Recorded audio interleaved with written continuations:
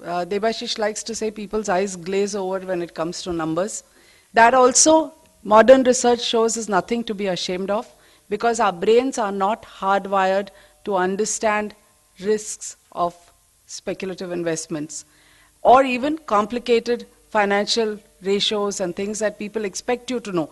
So it's constantly telling you, investor beware, read the fine print. But 20 years later, after a big global crash that's happened in 2008, there is new thinking and new research to say, why did people invest in all kinds of crazy products, which in retrospect, on the face of it, looked so toxic that how on earth did people put their life savings, hard-earned money, take fresh loans as they did in the US to buy bigger and bigger houses, and the little appreciation in their prices also they used to monetize it. And it all looks so crazy in retrospect, but now people have done research to say that is the norm. Okay, you can keep saying investor beware, but it's not possible for an ordinary person to look at it. There will be maths experts, there will be derivative experts, there will be PhDs who will do this for you, they will understand it. But the ordinary person does not. What happens to us?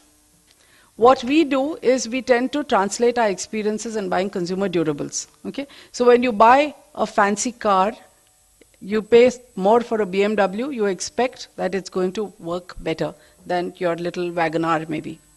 You pay for a Rolls Royce, you get something in return for that payment.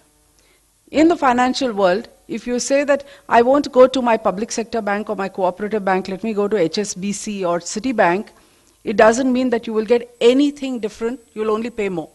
And it's a strange and shocking truth, but that is a fact. If you buy a mobile phone, you buy an iPhone, there is a difference between an iPhone and a low-end Nokia, right? Not so in the financial world. In the financial world, you take a risk equally, or you watch patterns for a long time. That is the reason why when we buy financial products, we expect, and these are calls that we get every day in Moneylife. There are senior people who've been editors of the Times of India who will call us up and say that, I'm going to put my money in Barclays. Isn't that great? And we don't know what to say because we keep telling them, read Moneylife. You will hear about the Barclays, the HSBCs, the Citibanks, the Reliance Insurance, but no, nobody wants to take the trouble to read even that much. They want an instant answer.